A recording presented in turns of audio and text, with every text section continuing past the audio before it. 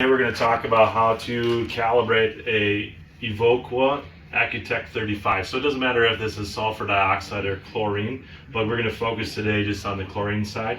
So on the inside of the building we have the gas detector itself, but the sensors here and inside is the detector or the monitor, and it doesn't matter with this way. Either one you've got, if it's got the milliamp output and the digital display, or if it's just the LED lights themselves. So the first thing we want to do is remove the cover. And inside there's two bunny ears inside of here. So we've got a positive and a negative, and then we have two pot switches. It's important so when we do this that we only touch the zero, not the span. Span would be if you're adding a span gas. So we want to make sure that we're only touching the span. So on this particular one, the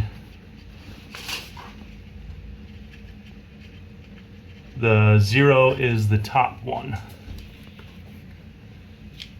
Yeah, it's on the back side, it's labeled here, so we got zero and span. So the smaller pot switch is the span, and on top here, the top bunny ear is the positive, the bottom one is the negative. So we'll go ahead and get a meter out, and we'll go put it into millivolt DC. So in order to do a zeroing of the sensor, millivolts DC.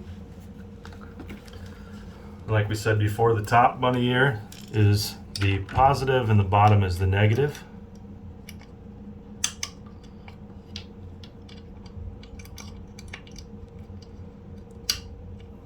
So we click our probes into there.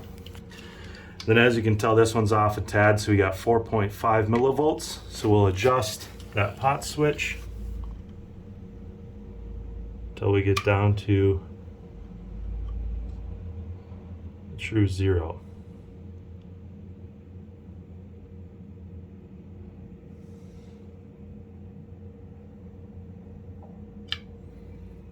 So there we go, we've got established our zero. It's kind of fluctuating around. The wind will affect this too, so it's a good thing to do with the door closed. So we have the door open for this video, but we'll go ahead and assume that that's a good zero. So we'll go ahead and pull our meter off. And at this point what we're going to do is we're going to take and mix a 50-50 concoction of just standard 5% Clorox bleach and distilled white vinegar. So we've gone ahead and did that already, so we've made equal parts to now test the leak detector itself. So we just place it in front of the meter. Now we can tell that our alarm's gone off, our fans kicked on, light outside's kicked on. So at that point we've now done a proper calibration of that. We'll go ahead inside.